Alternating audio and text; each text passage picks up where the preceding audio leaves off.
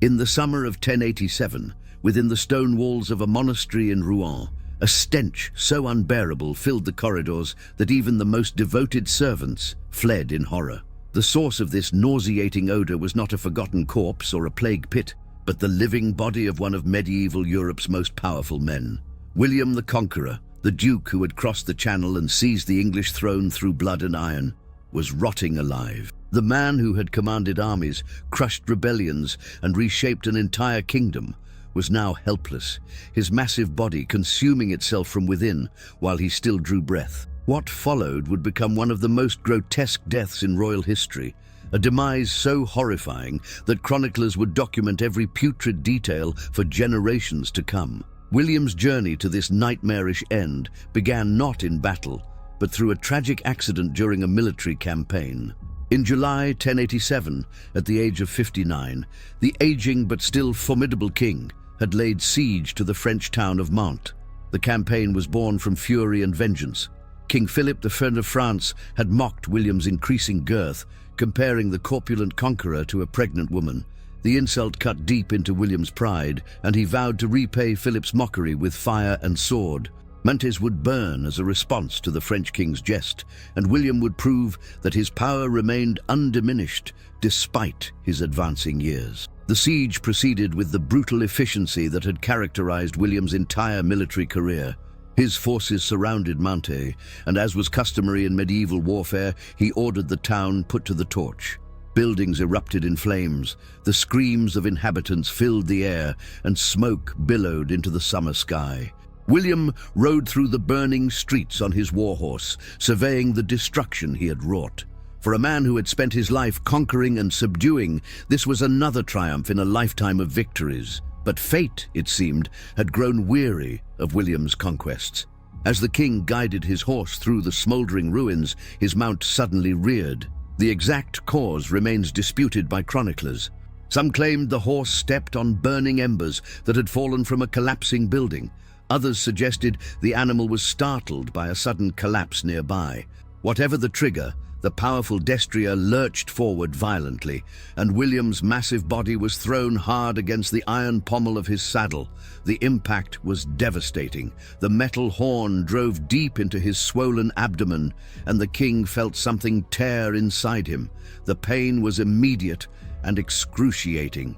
William slumped in his saddle, gasping, his hands clutching his belly. His attendants rushed to his side as he nearly fell from his horse. The king was quickly helped down and examined by his physicians, but the internal damage was beyond their understanding. In an age before modern medicine, internal injuries were death sentences. The doctors could see no external wound, no blood, but William knew something terrible had happened inside his body. He could feel it, a deep wrongness spreading through his abdomen. Despite his agony, William refused to show weakness before his men. He ordered that he be taken to his capital at Rouen, to the priory of Saint-Gervais, where he might rest and recover. The journey back was torturous. Every movement of the litter that carried him sent waves of agony through his body. By the time they reached Rouen, the king was feverish and delirious. His physicians attempted every treatment known to medieval medicine. They bled him, applied poultices, administered herbal remedies, and prayed fervently for divine intervention. Nothing helped. In fact, William was deteriorating rapidly. Within days of the accident, the true horror of William's condition became apparent. His abdomen began to swell grotesquely, distending like an inflated bladder. The internal injury had ruptured organs and intestines, and infection was spreading through his body cavity. What we now know as peritonitis and gangrene had set in, and William's massive body was becoming a breeding ground for bacteria. The flesh of his stomach stretched tight and began to discolor, turning from red to purple to black in patches. But the worst symptom was the smell. The odor that emanated from the dying king was unlike anything his attendants had experienced. It was the smell of rot, of necrotic tissue decomposing while the host still lived. The stench filled William's chamber, seeped into the corridors, and pervaded the entire wing of the monastery. It was the smell of death, but death that had arrived too early, claiming its victim piece by piece. Servants assigned to care for the king began to gag and retch when they entered his room. They would hold cloths soaked in vinegar and herbs to their faces, but nothing could mask the overpowering reek of putrefaction. As the days passed, William's suffering intensified. The infection spread through his body, causing his flesh to literally rot while he remained conscious. His skin took on a greyish hue, and dark patches appeared where the tissue beneath was dying. The king's face, once ruddy and full, became gaunt and hollow, his eyes sunken deep into their sockets. He was in constant, unbearable pain. Medieval chroniclers, who were not prone to exaggeration about such matters, recorded that William's screams could be heard throughout the monastery. He begged for death, for release from the agony that consumed him. The psychological torment was perhaps worse than the physical suffering. William had spent his entire life as a warrior and conqueror. He had been born the illegitimate son of Robert, Duke of Normandy, and had fought from childhood to claim and hold his inheritance. His enemies had mocked him as William the Bastard, and he had answered their derision with violence and determination. At age 24, he had secured Normandy. At 38, he had invaded England, defeated King Harold at Hastings, and claimed the English throne.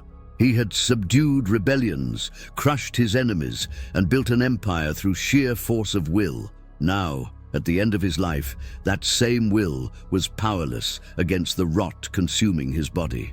William could not fight this enemy with sword or strategy. He could not intimidate it with his reputation or overcome it with courage. The bacteria spreading through his organs cared nothing for his titles, his achievements, or his power. The conqueror, who had bent kingdoms to his will, was being conquered by his own decaying flesh. The irony was not lost on him. In his lucid moments, he reportedly wept, not from pain, but from the bitter understanding of his helplessness. As William's condition worsened, something even more terrible occurred. His most trusted servants, the men who had served him for years, began to abandon him. The smell was so overwhelming that even duty and loyalty could not overcome basic human revulsion. Attendants would enter his chamber to bring food or change his bedding, but they would flee within minutes, unable to bear the stench. Some claimed they would rather face punishment than endure another moment in that room. The king, who had commanded absolute loyalty, now found himself increasingly alone, but abandonment by his servants was only the beginning of William's betrayal. As news spread through the monastery and into the surrounding area that the king was dying, opportunists began to circle like vultures.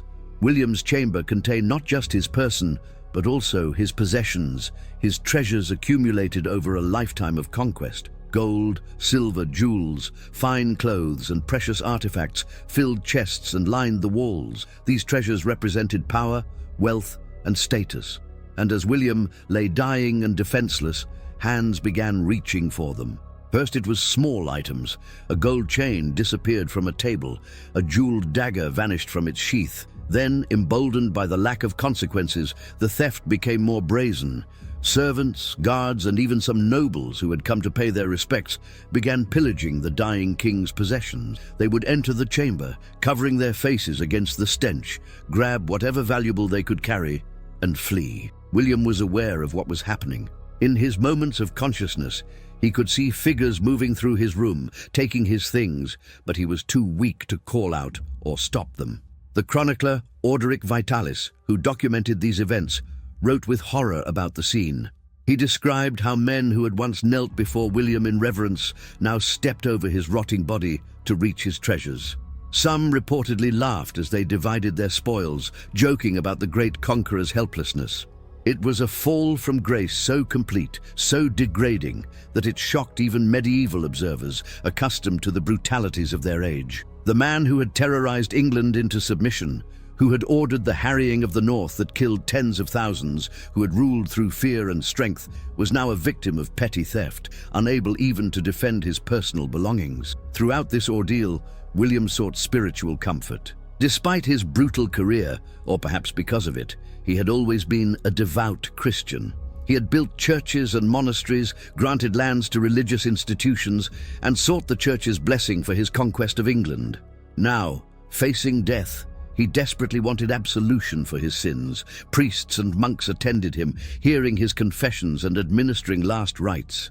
But even these holy men struggled to remain in the chamber for long. They would rush through prayers, bless the king hastily, and retreat, gasping for fresh air. In his confessions, William acknowledged the violence of his reign. He admitted to the deaths of countless thousands, to the destruction of villages and towns, to the cruel suppression of rebellions.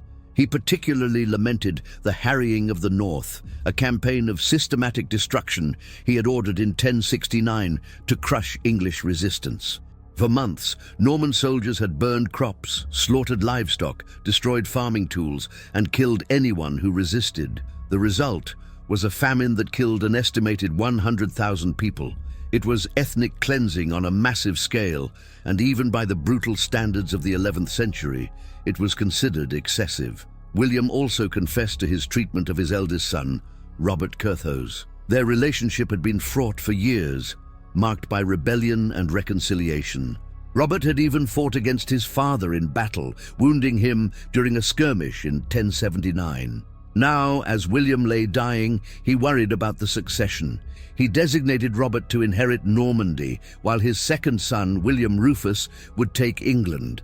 His third son, Henry, would receive only money, a decision that would lead to years of fraternal conflict. But these plans, made in pain and delirium, would prove difficult to implement. As July turned to August, William's body continued its grotesque transformation.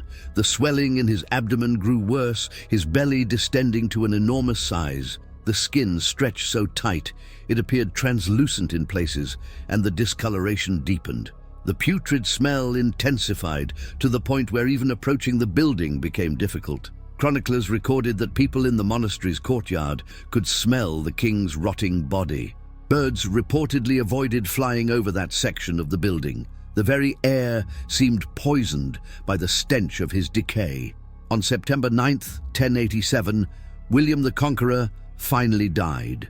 According to witnesses, his death came at dawn as the bells of Rouen's cathedral rang for morning prayers. The sound of the bells apparently stirred the dying king to consciousness one final time. He attempted to raise his hands in prayer, mumbled something about commending his soul to Mary, the Mother of God, and then expired. After weeks of agony, after his body had been consumed by rot while he still lived, death came almost peacefully. But the horror was far from over. The moment William died, the last of his attendants fled. The few servants who had remained, perhaps out of duty or hope for reward, abandoned the chamber immediately. They left the king's body where it lay, surrounded by the possessions that hadn't yet been stolen. The corpse, already in an advanced state of decomposition due to the infection that had killed him, was left unattended in the late summer heat. For hours, possibly for most of the day, William's body lay alone in that stinking chamber while messengers were dispatched and arrangements were made. The problem facing those responsible for William's funeral was unprecedented. They had the body of a king, which demanded royal honors and ceremony, but that body was so decomposed and malodorous that no one wanted to approach it. Normal embalming procedures were impossible. The embalmers who were summoned took one look, or rather one smell, and refused the task. The body needed to be transported from Rouen to Caen, where William had requested burial at the Abbey of Saint-Étienne, which he had founded. But how could they move a corpse in such a state?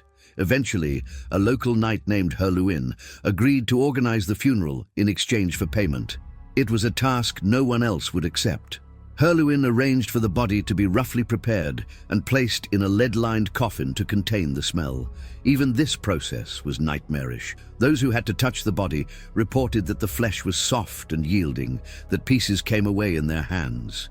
The corpse was wrapped in layers of cloth soaked in wine and spices in a desperate attempt to mask the odor, but nothing could truly contain the stench. The coffin was sealed as quickly as possible. The journey from Rouen to Caen was supposed to be a solemn funeral procession, a final tribute to the great conqueror. Instead, it became a race against decomposition.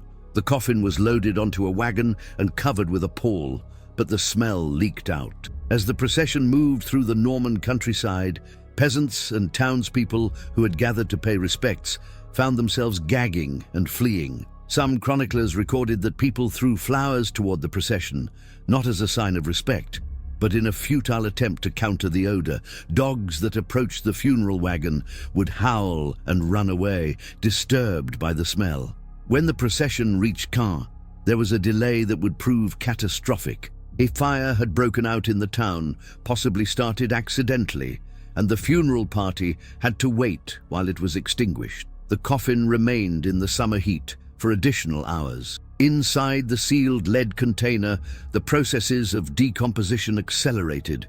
Gases built up within the bloated corpse.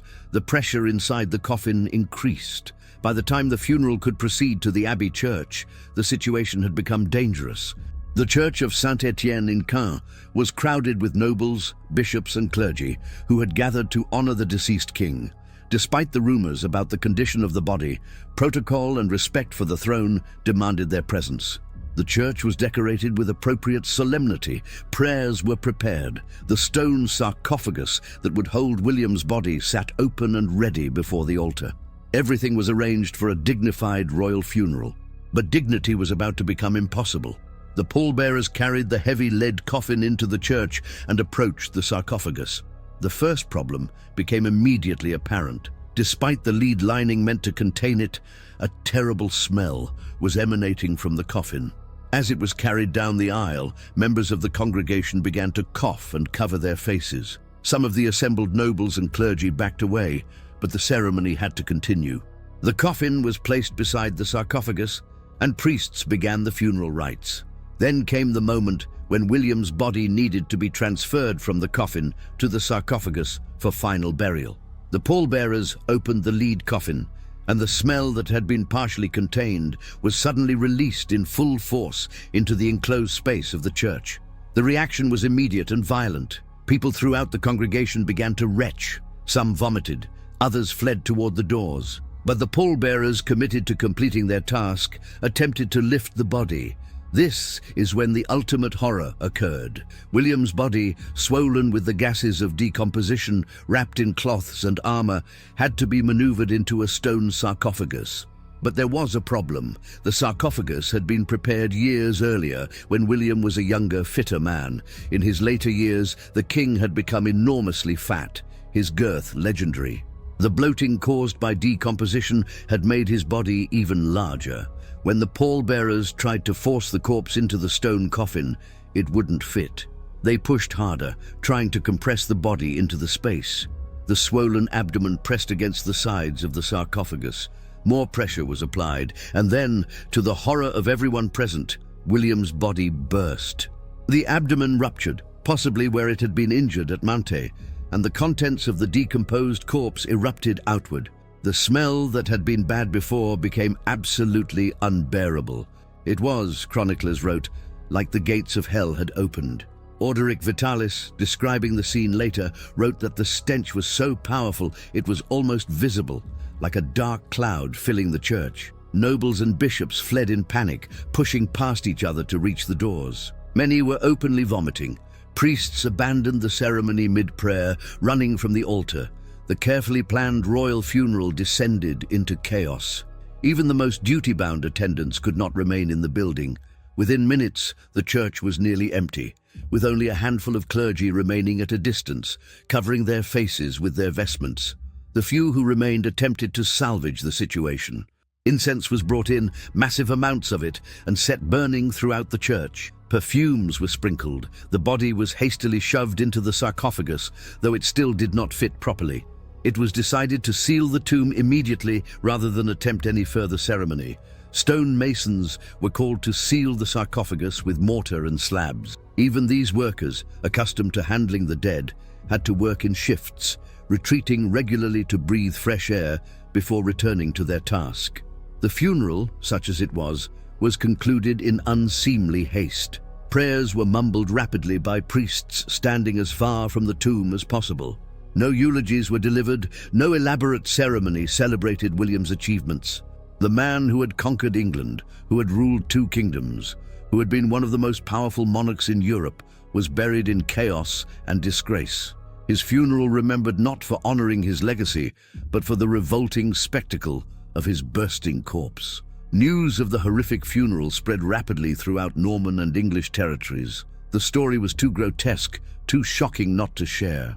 Within weeks, everyone from nobles to peasants had heard how the great conqueror's body had exploded in church, how the assembled nobles had fled vomiting, how the burial had been conducted in panicked haste. For a society that placed enormous importance on proper funeral rites and the dignity of the dead, William's end was seen as particularly shameful. But more than mere gossip, the story took on symbolic significance. Medieval people believed strongly in signs and divine judgment. Many interpreted William's gruesome death and burial as God's verdict on his life. He had lived by violence, conquering and subduing through brutality. He had ordered the deaths of thousands, destroyed communities, and ruled through fear. Now, in death, he had been denied even basic dignity. His body had betrayed him, falling apart before witnesses, unable even to remain intact for burial. The symbolism was especially potent because of the contrast between William's power in life and his helplessness in death. He had commanded armies, but his own body defeated him. He had accumulated vast wealth, but it was stolen as he died. He had inspired fear in thousands, but in the end he inspired only revulsion. The man who had everything was reduced to nothing. It was a morality tale that resonated deeply with medieval sensibilities about the temporary nature of worldly power and the inevitability of death. Religious commentators seized on William's end as a lesson about pride and sin. Sermons were preached, using the story as an example of how even the mightiest must humble themselves before God. The harrying of the North was specifically mentioned as a sin so great that even William's pious donations could not atone for it. His violent suppression of English resistance, his ruthless treatment of rebels, his iron rule, all were cited as reasons why God had allowed such a degrading death. Whether or not this interpretation was fair, it stuck. William's rotting death became part of his legend as much as his victories. The practical aftermath was also significant. The unseemly nature of William's burial created problems for his successors. His second son, William Rufus, who inherited England, was reportedly disgusted by the accounts of his father's funeral and wanted nothing to do with Normandy, which went to his brother Robert. The division of William's realm, already problematic, was made worse by the shameful circumstances of his death. It seemed to symbolize the fragmentation that would follow as his sons fought each other for dominance. The tomb itself became a site of mixed significance. Saint-Étienne Abbey in Caen housed the grave, and pilgrims did come to visit, but the site never achieved the veneration typical of royal tombs. There was something too unsettling about William's burial for it to become a proper shrine. The story of the bursting corpse was too well known, too horrifying. Instead of inspiring devotion, the tomb inspired unease. Over the centuries, William's tomb suffered various indignities that seemed to echo his burial. In 1522, during renovations at the abbey, the tomb was opened and disturbed. Chroniclers of that period reported finding only scattered bones, as if the body had never been properly interred. In 1562, during the French Wars of Religion, Calvinist forces ransacked the abbey and completely destroyed William's tomb. The bones were scattered, lost, or destroyed. Only a single thigh bone was reportedly saved by a local monk. When the abbey was restored, a new monument was erected in the 19th century, but it contained only that single bone placed in a new coffin. Thus, the conqueror's final resting place is, ironically, almost empty. The man who claimed so much territory, who planted his banner over England and held it through force of arms, has less than a complete skeleton to mark his grave. His physical legacy is as fragmented as his rotted body. The medical reality of William's death is now better understood than it was in the 11th century. The injury from the saddle pommel almost certainly ruptured internal organs, probably his intestines and possibly his spleen or liver. This would have caused internal bleeding initially, but more seriously, it would have released intestinal bacteria into his abdominal cavity. Peritonitis, an infection of the abdominal lining, would have developed rapidly in an age without antibiotics. The infection would have caused the characteristic swelling as fluids accumulated and tissues became inflamed. The gangrene that chroniclers described would have been both gas gangrene, caused by bacteria producing gases within the tissues, and wet gangrene, where tissue dies and decays due to infection and poor blood flow. The combination would have been agonizing and unstoppable. The smell would have been produced by the bacterial breakdown of tissue, releasing compounds like putrescine and cadaverine, which are responsible for the smell of decay. William's size worked against him in multiple ways. His obesity, which had been increasing in his later years, meant more tissue to become infected. It also meant worse circulation, allowing gangrene to spread more easily.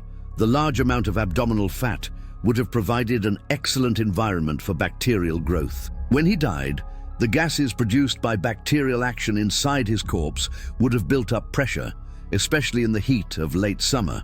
The rupturing of his abdomen during the funeral was almost inevitable given these conditions. Modern medicine would have saved William, likely with relative ease. Antibiotics would have stopped the infection. Surgery could have repaired any internal injuries and cleaned out infected tissue. Even the immediate aftermath of the injury, if treated quickly in a hospital, would likely have been survivable. But in 1087, internal injuries were death sentences. The most skilled physicians of the age could do nothing but watch William die, unable even to ease his pain significantly. The psychological impact of such a death cannot be overstated. To rot while still alive, to feel one's own body decomposing, to smell the stench of your own decay, is a horror beyond imagination. For a man like William, whose life had been defined by physical prowess, control, and domination, the experience must have been psychologically devastating. He was forced to confront not just his mortality, but his helplessness, his body becoming his enemy in a way no external foe had ever been. There is something universally terrifying about the idea of one's body betraying one from within. We can fight external enemies, but when our own flesh becomes the problem, there is nowhere to turn. William's death tapped into a primal fear that resonates across centuries. It is why the story has endured, retold by chroniclers, historians, and now reaching modern audiences. The grotesque details, far from being mere sensationalism, speak to something fundamental about human vulnerability. The story also serves as a stark reminder of the limits of power. William the Conqueror is remembered as one of history's most successful military commanders. He achieved what many thought impossible, invading England and making himself its king. He held that throne through political acumen and ruthless force. He reshaped English society, introducing Norman feudalism, conducting the Domesday Survey, building castles throughout the land. His impact on England was profound and lasting. The English language itself was permanently altered by the Norman conquest. Yet all that power, all those achievements, could not save William from a banal accident and the simple reality of bacterial infection. The armies he commanded could not fight microorganisms. The castles he built provided no defense against peritonitis. The fear he inspired in his subjects was meaningless to the gangrene consuming his flesh. In the end, the conqueror was conquered by the smallest of enemies, bacteria he could not even see. This contrast between worldly power and biological vulnerability has made William's death a cautionary tale. Medieval people saw it as divine judgment. Modern audiences might see it as a reminder of human fragility. Either interpretation recognizes the same truth. No amount of success, power, or achievement can ultimately protect us from our physical nature. We are, regardless of our accomplishments, biological organisms subject to disease, decay, and death. The horror of William's end is also compounded by the abandonment he suffered. In his time of greatest need, when he was most vulnerable, those he had ruled abandoned him. His servants fled the stench, his possessions were stolen, his funeral became a disaster.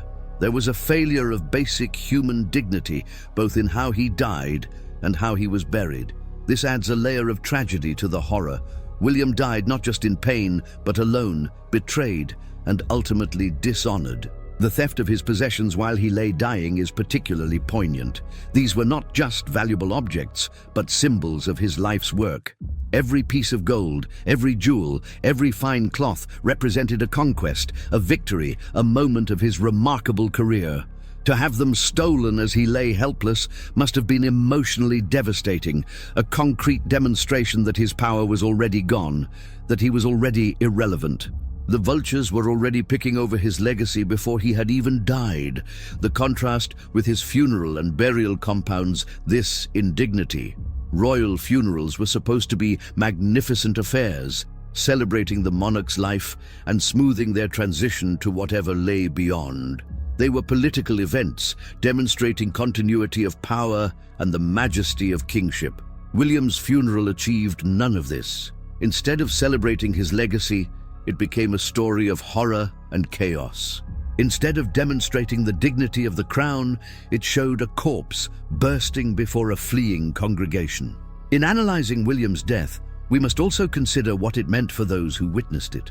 The nobles, clergy, and servants who saw the king rot and die were traumatized by the experience. Many had known William for years, had served in his armies, had benefited from his reign.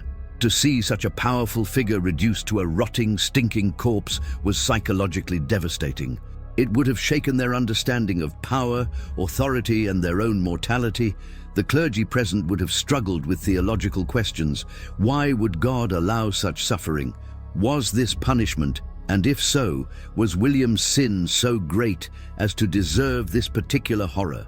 Could his confessions and last rites save his soul despite his degraded death? These were not abstract questions, but immediate, pressing concerns as they watched their king decompose. The faith that should have provided comfort instead raised difficult questions. For the common people who heard the story, William's death served as a strange kind of justice. He had ruled England harshly. The harrying of the North alone had killed tens of thousands through starvation and exposure. Rebellions had been crushed with extreme violence. Heavy taxes had impoverished many. While William brought stability and administration, he did so through fear. To hear that such a fearsome king had died in agony, rotting alive, must have seemed like cosmic justice to those who had suffered under his rule. Yet even among those who had no love for William, there was likely some horror at his fate. Medieval society, for all its brutality, had strong ideas about proper treatment of the dead. Even an enemy should be buried with dignity. That William, a crowned king, had been treated so poorly in death would have disturbed people across the social spectrum. It suggested a breakdown of proper order, a failure of fundamental civilized behavior. The spreading of the story also served a social function. It became a teaching tale, used to instruct about pride, mortality, and the limits of worldly power. Parents told it to children, priests used it in sermons, nobles repeated it as a cautionary reminder to themselves. The grotesque details ensured it would be remembered, and the moral lessons meant it would be repeated. In an oral culture where stories carried important social and moral information, William's rotting death became a significant narrative. Chroniclers of the period, particularly Orderic Vitalis and William of Malmesbury, recorded the events in detail precisely because they recognized the story's significance. They were not merely being sensationalist, though they certainly did not spare the gruesome details. They were documenting what they saw as an important historical and moral event. Their detailed accounts have ensured that we, nearly 1,000 years later, can understand what happened with remarkable clarity. The story has continued to resonate through history. It has been retold in countless histories, referenced in literature, and serves as one of the most memorable deaths in royal history. It competes with the deaths of other monarchs for sheer horror, but few can match the combination of drawn-out suffering, degradation, and grotesque finale that characterized William's end. It has become inseparable from his legend, mentioned almost as often as his victories. Modern retellings of William's story almost always include his death, often in detail. Biographers struggle with how to present it, trying to balance historical accuracy with readability. Documentaries linger on the details, recognizing that audiences are both horrified and fascinated. The death has in some ways overshadowed other aspects of his life and reign. People who know little else about William the Conqueror often know he died rotting and that his body exploded at his funeral. This lasting fascination speaks to something fundamental about human psychology. We are drawn to horror, especially horror that befalls the powerful. There is something compelling about the mighty being brought low, especially in such a dramatic and disgusting fashion. It satisfies something in us, perhaps a desire for justice, perhaps simply a morbid curiosity. Whatever the reason, William's rotting death continues to captivate audiences centuries after the events. The medical details, understood through modern knowledge, add another layer of horror. Knowing what was happening inside William's body, understanding the bacterial processes that caused his suffering, makes the story even more disturbing. We can comprehend the slow tissue death, the spreading infection, the building gases, in ways medieval people could not. This knowledge makes it no less terrible, only more precisely terrible. In conclusion, the death of William the Conqueror stands as one of history's most horrifying and meaningful royal deaths. It was not a clean death in battle, which might have been celebrated as heroic. It was not a peaceful passing in old age, which would have been dignified. Instead, it was a slow, agonizing rot, watched by all, accompanied by abandonment and theft, and culminating in a grotesque burial that shocked witnesses. Every aspect of his death seemed designed to strip away the glory of his life. The man who had conquered England, who had defeated Harold at Hastings, who had subdued rebellions and built an empire, was in the end conquered by something invisible and inevitable. The flesh that had carried him through battles failed him. The body that had been his instrument of will became his prison and his torture. William the Conqueror, who had bent so much to his will, could not control his own decay. His death serves as a reminder that no matter how great our achievements, no matter how much power we accumulate, we cannot escape our fundamental biological nature. We are mortal, vulnerable, and subject to the same processes of disease and decay as anyone else. Thrones and crowns provide no immunity to peritonitis. Victories in battle mean nothing to gangrene. Power cannot prevent rot. The theft of his possessions, the abandonment by his servants, the chaotic funeral all underscore another truth. Worldly relationships are often transactional and temporary. Those who serve the powerful do so because of that power. When the power fades, so does the loyalty. William's wealth could not buy true devotion from people who would rather flee than endure the smell of his dying body. His authority meant nothing when he could no longer enforce it. Yet there is also something profoundly human in his story. The confessions, the attempts at reconciliation with his children, the seeking of spiritual comfort, show a man confronting his mortality and trying to find meaning and redemption. Beneath the crown and the reputation for brutality was a human being who feared death and hoped for salvation. His suffering, while extreme, was fundamentally human suffering. The horror of William's death is thus multi-layered.